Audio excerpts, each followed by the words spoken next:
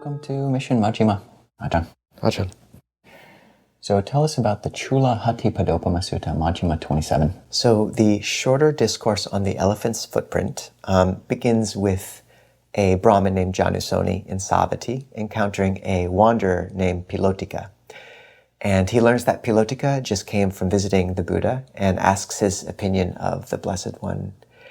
And Pilotika basically just displays immense faith in the Buddha, saying, who am I to praise such a being? Janusoni is impressed and wishes that he too would get to see the Buddha, and so visits. But before that, he asks Pilotika why he has such faith, and Pilotika gives a simile. He says, just as a woodsman would see the footprint of an elephant and know this is a bull elephant, even so he saw 4 footprints of the Tathagata, namely his ability to convert even those who are intent on converting him, and that being, other householders, Brahmins intent on debating or ascetics, etc.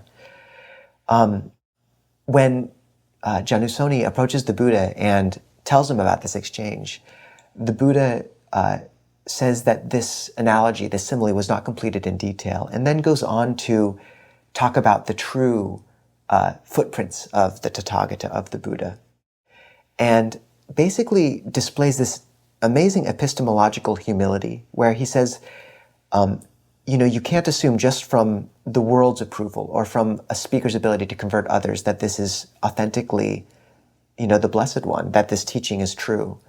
Rather, you need to move through this experience of awakening yourself. And then he goes on to move through what we call the gradual training. And it's a sequence that appears very often in the suttas, moving through purity of virtue, purifying one's conduct of body, speech, mind, and livelihood. So that's the aggregate of sila, virtue. And then moving on to cultivating of mindfulness and of sense restraint of the jhanas. And this is the aggregate of samadhi. And then moving on to the insight with those deep states of concentration into the ending of the asava, of the effluence of ignorance, full awakening, and that's panya, wisdom. Honestly, a lot of the beauty of the sutta is just in the details of purity of speech, of purity of livelihood, etc. But as the Buddha is talking about this path of practice, the footprints of the Tathagata don't appear until the first jhana. And he talks about finally when one achieves this state of deep meditative concentration, that is a first footprint of the Tathagata, really singling out these supernormal states as a factor of the Noble Eightfold Path as key. He really singles those out, but says that even that first, second, third, fourth jhana and up through the formless attainments aren't enough to conclude this is truly a bull elephant, because often there's footprints that look similar but aren't truly of a bull elephant in this simile. Only when one achieves complete awakening does one know this truly is enlightenment, this truly is the teaching, and has unshakable faith. Really, I think we can take for granted the beauty of that epistemological humility, as you put it earlier in Mission Majjhima, of a teacher not saying, yes, I'm correct, absolutely, but saying, be careful where you put your faith. And experientially, this is the only way to truly know this is verified. Ajahn, what would you draw out of this sutta, or what do you find interesting? Yeah, I really appreciate your highlighting the gradual training, because you can't really get around it in this sutta. We'll mention a book just called, I think it's called Gradual Training, or The Gradual Training by Lee Brasington, where he systematically has got a chart of all the different suttas, and there are many in the Digha and the Majjhima and the Anguttara, these different sutta discourse anthologies, where the Buddha gives different versions of the graduated training, the Anupubbisika.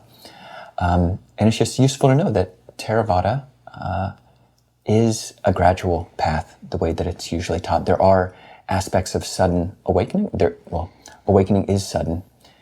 One simile that's given is like the shore, the continental shelf off of a continent. It just goes gradual, and then deep drop off. There's this sudden sudden drop. Other traditions often talk about sudden awakening in other ways, and you can, conceive of it as when you see mind as mind, that is kind of a one way of suddenly recognizing the way things are on a provincial level. But one thing I really like about this sutta, this gradual training, is that he stops and highlights along the way different types of sukha that one experiences, and one can experience and know the path as a path of increasing skill and refinement in happiness and pleasure.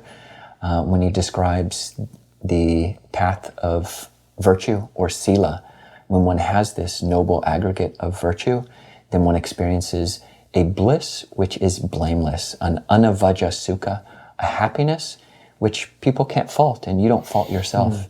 And that's just a mark along the path. You look at your path, and I didn't do anything that I regret today. This is one of the 10 subjects for frequent recollection. You look at your own, is there anything that I could fault myself with, or could my companions in the holy life fault me for this? And then when it comes to sense restraint, not looking at certain things in a way which would give rise to greed, anger, delusion, not listening to things in a way which would give rise to greed and anger, delusion, etc. with the other senses. So with sense restraint, you experience a unsullied happiness. And then when it comes to the level of samadhi, you experience the piti and sukha, the joy, the rapture, the pleasure, the bliss of these different levels of jhana, of absorption. So a beautiful graduated training, very doable. So, Well, thank you. anything that you'd like to draw out or feel it's especially practicable in the sutta? I think the real meat of, the real power of the sutta lies in just, honestly, at least largely in the phrasing of the gradual training. The just way the Buddha speaks, for example, on speech. Abandoning false speech, he abstains from false speech. He speaks truth, adheres to truth, is trustworthy and reliable, one who is no deceiver of the world. Abandoning malicious speech, he abstains from malicious speech. He does not repeat elsewhere what he has heard here in order to divide those people from these, nor does he repeat to these people what he has heard elsewhere in order to divide these people from those. Thus he is one who reunites those who are divided, a promoter of friendships, who enjoys concord, rejoices in concord, delights in concord, a speaker of words that promote concord. And he goes on about speaking gently, words that are pleasing to hear, and reasonable, moderate, beneficial, bagel, as you put in a previous kind of mnemonic device or mnemonic device. And just, there's so many other paragraphs in the sutta with the gradual training that are just beautiful in and of themselves, and which could be reflected on so many times throughout a life, in which we chant many of these things. So honestly, I just think that's worth singling out. And there's a reason that the gradual training occurs so many times throughout the canon. It's profound. What about you, Ajahn? Anything else? Yeah, one way that this gradual training starts, as it does in other suttas, is the going forth. And there's a line in here which we actually take and use in the ordination ceremony at Abhayagiri and other Western monasteries, is that household life is cramped and dusty. The homeless life is free as air. It is not easy living the home life, to live the purified, holy life, purified and polished like a conch shell. What if I were to shave off my hair and beard and go forth as a Buddhist monastic? So much of the way that we live in monasteries, and that when people come and visit monasteries, what we chant are taken from suttas. And although our buildings are using different, more modern materials, so much of our life really does harken back to and just modeled after these early discourses. And people, when they come visit a monastery, can come experience that to some extent. And you can model. Everyone can model their own lives after these early, they're early ideals, but they're universal ideals, like the way of skillful speech that you outlined.